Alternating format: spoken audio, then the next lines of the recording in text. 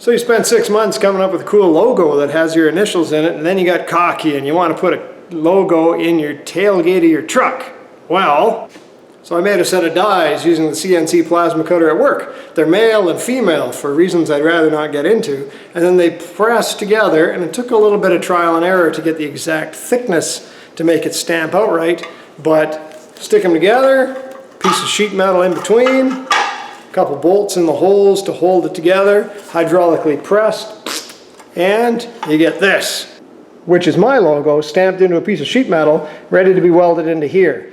To do that, you really want to have rounded corners on the piece you're welding in, so you can cut rounded corners in the tailgate so that you don't have all the stresses of welding localized into the corners, which will make it bunch together and pucker and do weird things. So we're going to trace that out. I've measured exactly equidistant between all three sides. I'm going to trace it, we're going to cut it, and then I'll fine tune, sand it to fit, and then we're going to TIG weld it in and then plenish it, and hopefully it looks good. If it doesn't, I might need to buy another tailgate. Let's go!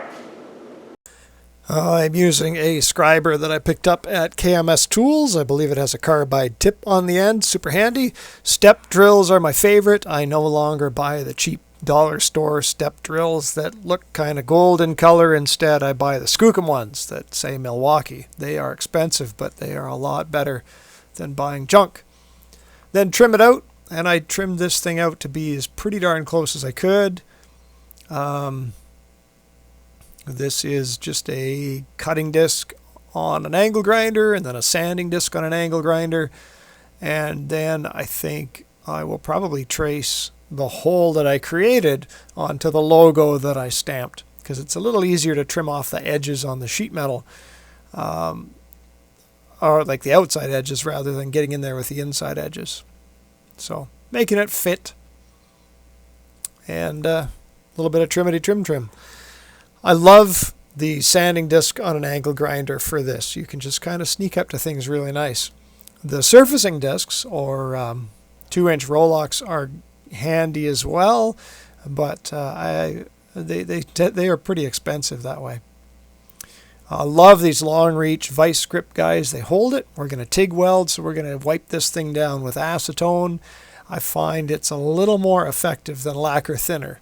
Not sure why, but it works good.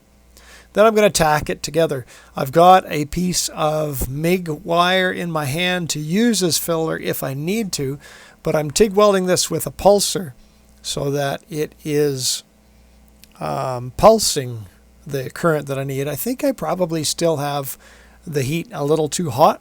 There's a relatively large heat affected zone on here, but I'm by no means a massively talented TIG welder. I just weld and see what the damage results. Using one of these little big extended C-clamp vice grip jobbies in here just to provide a ground, because I don't want to grind off a ground bare metal somewhere else. Hammer and dolly, and you can see that I am a talented hammer and dolly guy. I swing a hammer like lightning. I never hit the same place twice.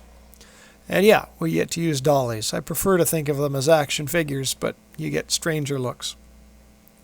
That should be a TV show, Stranger Looks. If you find yourself having a seizure because of the flashing lights, it would have been a good idea to look away before we started welding. If that's you, rewind the video, look away when you get to the welding section. If it's not you, leave a comment. Tell me what you see in your head as it's seizuring. Trying to position the camera so you can get a good view. I don't always think about that. I'm inviting you into my world is what I'm doing. I'm not really doing this project to get views. I'm just doing this. So I put the video together. I set the thing up to time lapse usually, or record what I'm doing, and then I put together a video. Sometimes this stuff is useful. I do appreciate the comments where a whack if you guys are inspired and motivated to do stuff on your own vehicles. That's kind of cool. Puts wind in my sails. So yeah, I'm not really using the filler. It's just if it doesn't seem to be fusing really well. I tried to fit this with 0 gaps and use 0 filler, because when you weld, the weld comes down already hot, so the only thing it can do is shrink, and that's going to pull the sheet metal into directions you'd rather not have it pull. And then you plenish it, or just gently beat it with a body hammer and a dolly to stretch the metal back out again. If you use filler, you're already putting down quite a bit more metal than you had originally, and that's just going to shrink more. So if you can have zero fit, zero fit would suck. That's how I started welding. If you can have zero gaps, there's nowhere really for the metal to go. And if you use zero filler, you're just going to get the minimum amount of shrink. So definitely a better way to go. Hopefully you can make it work. Then we got her all in place, and I'm reasonably happy with it. Clean the surface, scuff it all up, because I'm going to put down some epoxy primer. Oh my gosh, I love the smell of epoxy primer. That is one of the wonders. There's things in the world that shouldn't smell good but do. Epoxy primer is one. I like the smell of that. Raid Bug Killer should not smell as good as it does. I've never done any drugs. I've never been drunk. But man, do I love solvents. Boy, howdy.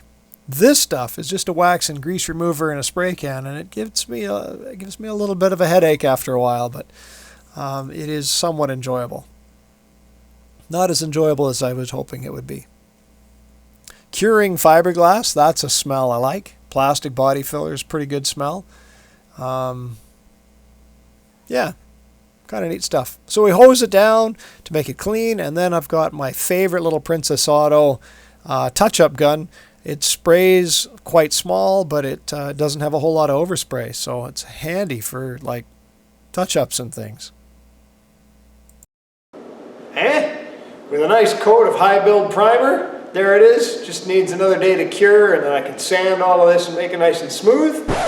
So the things you catch, or you should have caught, in the editing of this video, I saw our light reflection of light right in here, where there's a little bit of probably some shrink, and I'm watching the video going, oh crap.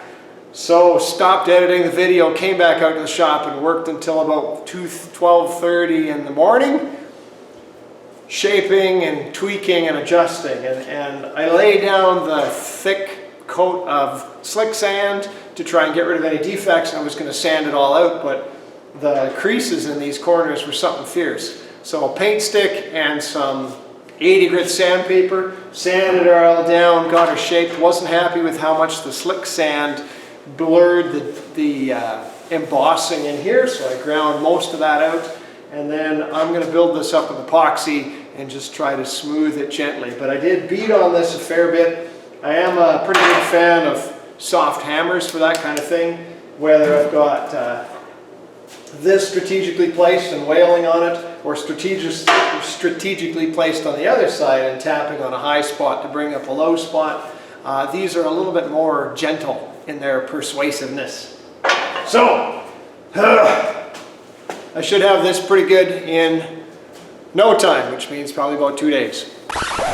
Got my logo in my own tailgate. If I'm really lucky, I'll put the link on doing the rest of the bodywork on this vehicle up here, but knowing me, if there's nothing, I ain't done it yet. Anyways, there it is, putting the logo in there. You can still do the same technique for just putting in a weld patch or whatever. Works the same. As always, thanks for watching.